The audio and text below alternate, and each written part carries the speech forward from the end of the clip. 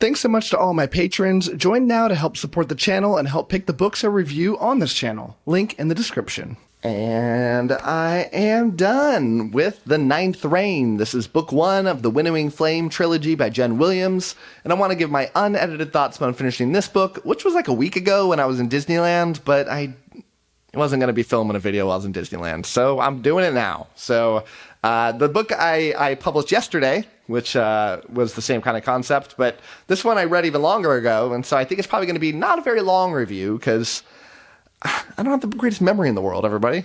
I just don't, so I'm going to try my best here, but this is a pretty good book. I'm going to give it 3.5 stars. I kind of flirted with 3 or 4, but I think 3.5 is the right kind of score for this for me.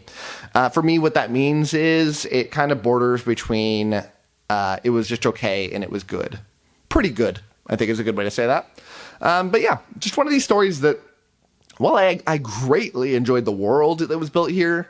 I mean, I just think it's unique, it's fresh, it comes along with this wonderfully crafted history that I find is much too neglected in fantasy. It just does a very good job telling the tale of this world. I love when stories feed you a backstory to this world, but also leave the mystery in it. Son of the Black Sword that I recently read by Larry Correia does a wonderful job at that as well. Too many books, I feel like nowadays, just act like the past didn't exist, or if they do, there's these passing references. But learning the lore of the world kind of before the book kind of starts was just like... but the rest of the book, it never really made that jump from good to great. And, that I'm always just desperately hoping for when I end up reading a new series. And it's like that defining question of, and if I'll continue a series, is did it make that jump? And for me, this didn't. And it's the big reason that I don't know that I'm going to end up continuing on with the series. I may, it just won't be anytime soon, because I have such a big backlog. Like, you think your TBR is big? Like, I'm sure it is. But, like, mine is absurd. And I think it's partially like what I do to myself, and that I want to kind of mix up the books that I'm reading. But I'm reading so many different series. That's my big problem. It's not that my TBR is huge. It's that I'm reading so many series that I don't want to go too long between reading, that it's to the point now where if I like a book, I don't have time to read the next one for like 5 months or so. That's just when it gets into the line. And, I could read them back to back, but then I'd just be pushing. Then it'd be like 8 months until I read a book that, I liked. And so... it's hard for me I got to be very subjective, very picky with books that make it into that rotation. I don't know that this one's going to make it. I felt like there was some clunky narrative transitions. There was these awkward character interactions throughout this book, and they kind of drew me out of the story a little bit. And I really lost the sense that, I feel like what I read was a prologue. Like a really, really, really long prologue to something bigger and grander. And I don't like when books do that. I do appreciate when books can spend a lot of time developing that prologue, but a whole book is a lot to do that. When nothing I feel like really grabbed me in a really wonderful way. There's nothing that I could describe here as like inherently bad. I just kind of frequently felt like I wished that there was something more there, that something I could grab onto that really pushed me over that edge. More depth with the characters, a little more time transitioning from place to place, more exploration of some of the plot points. I just found it was lacking something. The story started out absolutely fire. It was grimdark. It was really unique. It's just as the story went along, I just found myself getting pulled more and more out of the story and wanting to go back to how the story really started out, which is unfortunate. So let me go over the plot with you, because I suspect there's a lot of people here that haven't read this, but what I can remember of the plot, I'll do my best here.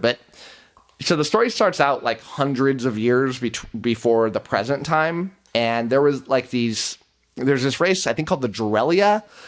They're like these insect-like creatures. They invaded this country for the 8th time, which is where the title of this book, The Ninth Reign, comes from.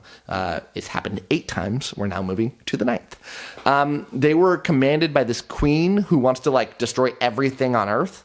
But these 𝗲𝗟𝐿𝐴 were beaten back by this race called the 𝐿borans or 𝐿borans. And these are this race that it's hard for me to distinguish like what makes them non-human, but they're told to be a distinctly different race, known for being extremely beautiful and physically gifted. But they had this tree god. I forgot the tree god's name, but the tree god sheds fruit whenever these �11 come to invade, and the fruit turns into these like war beasts, which the 𝐿borans join in battle to fight them back. It's cool. It's epic. It's awesome. Love everything about that. But the victory in the 8th reign came with a very heavy price, and the queen ended up dying. So the tree's dead. They can't make any more of these beasts to fight back. And there's this worry that if there's ever a 9th reign, that they will have no more of these war beasts to actually win the war.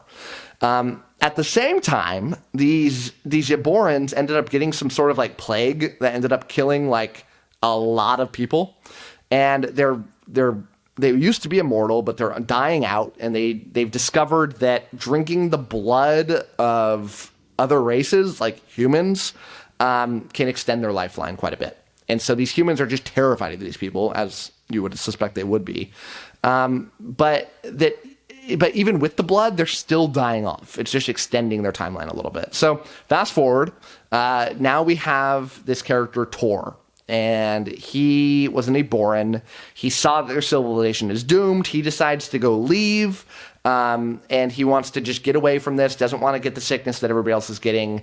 He runs into this woman named 𝗏𝑁tage, who is a human, who is trying to learn more about the �11. She's trying to dissect this mystery about them.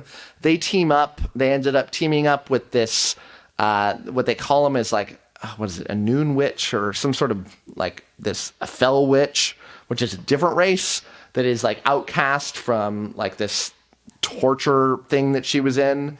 And together they decide to go try to find out the mystery. And they, from that point, they're going and investigating, trying to find some people that have had some of the machinery that this evil race has had.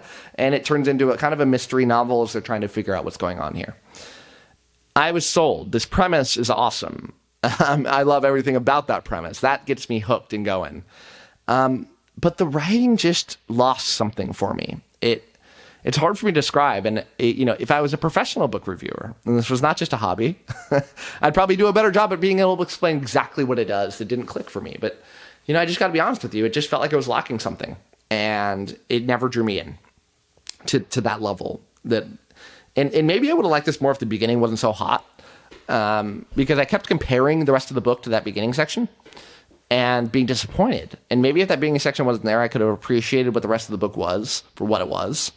But I worry that the rest of the series is going to continue on with what I read in the majority of this book and keep abandoning what was awesome about the first.